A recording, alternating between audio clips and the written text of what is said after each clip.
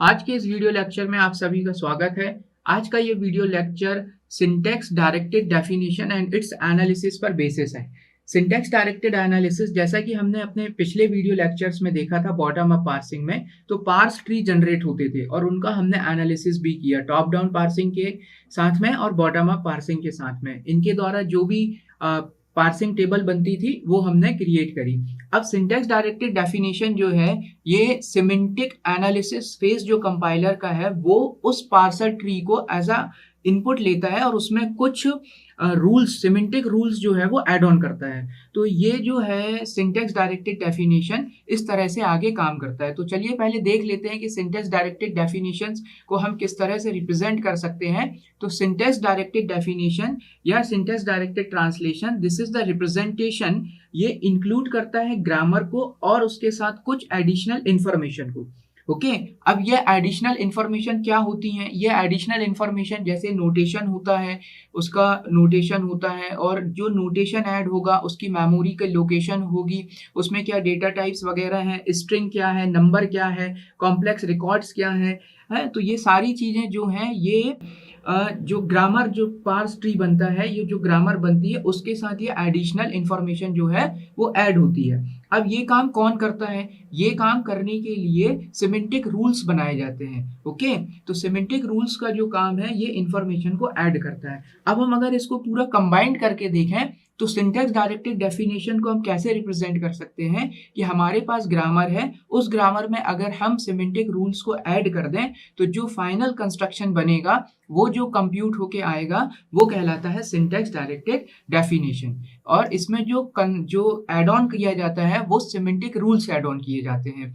तो हमें ये भी देखना है कि सिमेंटिक रूल्स कैसे ऐड किए जाते हैं। सिमेंटिक रूल जो हम ऐड करते हैं ये एक्चुअली वैल्यू को रिप्रेजेंट करते हैं। ठीक है, तो अब कहाँ पर ऐड करना है ये भी देख लेते हैं। तो जैसा कि ग्रामर का हम नोटेशन ऑलरेडी हमें मालूम है कि ग्रामर जो भी हम लिखते हैं तो ग्रामर जो है वो VTPS के ऊपर आधारित होती है, जहां पर टर्मिनल्स एंड प्रोडक्शन होते हैं।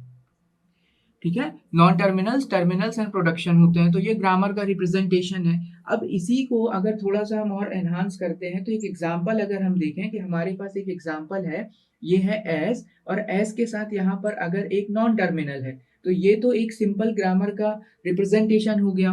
क्लियर? और आगे अगर अपन देख लेते हैं कि एस जो है ये इसको रिप्रेजेंट करता है, या टी जो है ये स्मॉल बी को रिप्रेजेंट करता है। तो ये हमारे पास एक ग्रामर हमने कंस्ट्रक्ट करी।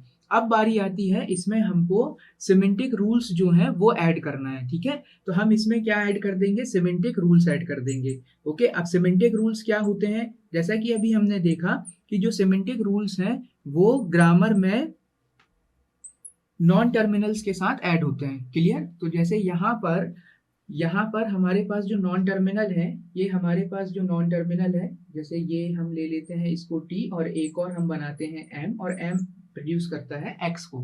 क्लियर? तो ये जो भी नॉन टर्मिनल्स हैं इसके साथ हमको सिमेंटिक रूल्स अगर हम और ऐड कर देते हैं तो ये रिप्रेजेंटेशन कहलाता है सिंटैक्स डायरेक्टेड डेफिनेशन का। क्लियर? और जो हम सिमेंटिक रूल्स के साथ इसको ऐड करेंगे, वो हम ऐड करते हैं, उसको कहा जाता है एट्रीब्यूट्स।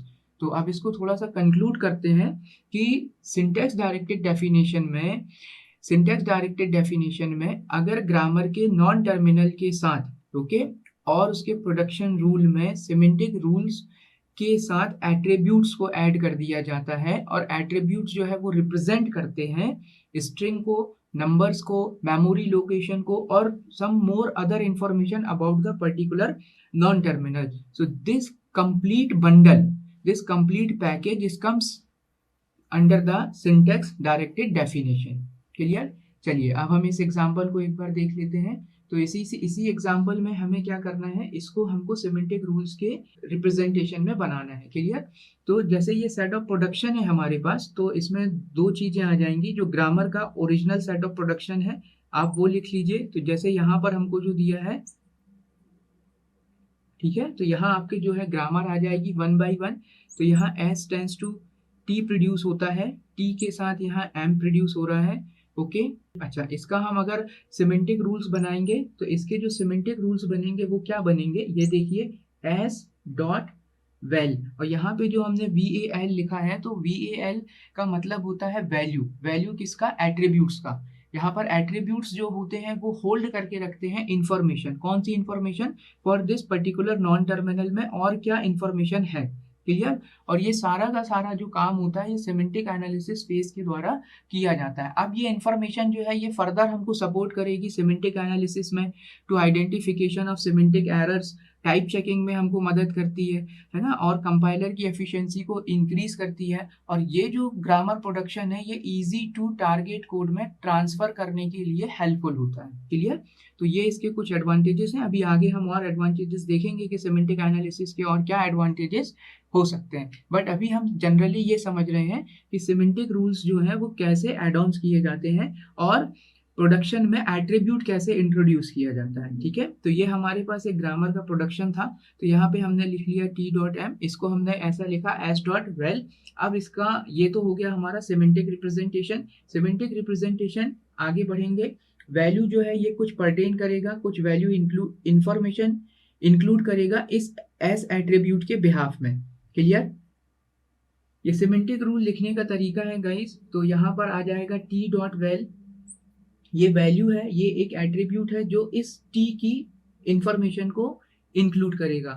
क्या क्या इंफॉर्मेशन हो सकती है? सिमेंटिक रिलेटेड इंफॉर्मेशन हो सकती है, इसकी वैल्यूज हो सकती हैं, है ना, और फर्दर मोर इंफॉर्मेशन। ठीक है, इसको अगर हम यहाँ पर एक ऑपरेटर्स भी लगा देते हैं तो ये प्लस हो जाएगा ऑपरेटर। ठीक है, और फिर इसके बाद हमारे पास जो नया जो ये था नॉन टर्मिनल, इसके साथ वैल्यू एड ऑन हो जाएगी।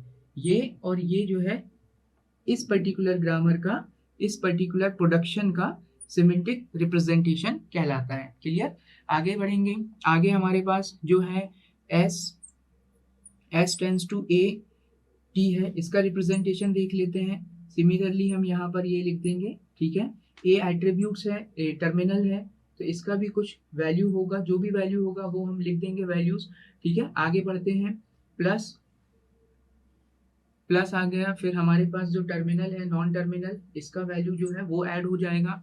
सिमिलरली टी है, टी का प्रोडक्शन हम ऐड करते हैं, तो यहाँ पे पहले टी ऐड कर दें। टी ये बी है, इसका सिमेंटिक रूल्स क्या हो जाएगा? t.well।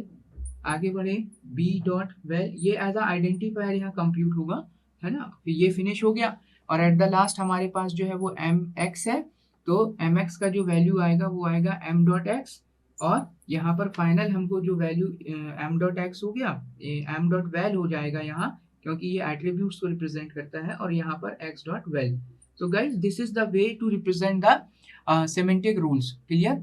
अब आगे जो है हमें एक चीज और इंफॉर्मेशन यहाँ पर लेके चलना है कि सिंटेक्स डायरेक्टेड जो है वो थोड़ा सा एडिशनल इंफॉर्मेशन बताता है नॉन टर्मिनल्स की।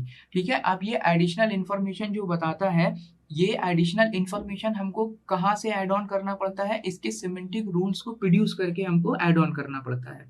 ठीक है, तो गाइज आशा करता हूँ आपको ये basic and brief information about the syntax directed definition की समझ में आई होगी। कैसे हम किसी ग्रामर के प्रोडक्शन को सिमेंटिक रूल्स में इवेल्युएट कर सकते हैं, ट्रांसफर कर सकते हैं और उसका सिमेंटिक रूल्स बना सकते हैं। यहाँ पर ये वैल्यू का क्या मतलब होता है, ये कौन कौन सी इंफॉर्मेशन को पर्टेन करता है। तो this is the representation of this particular syntax directed definition. Next video में हम फिर मिलेंगे। Thank you so much watching this video. Take care, bye bye.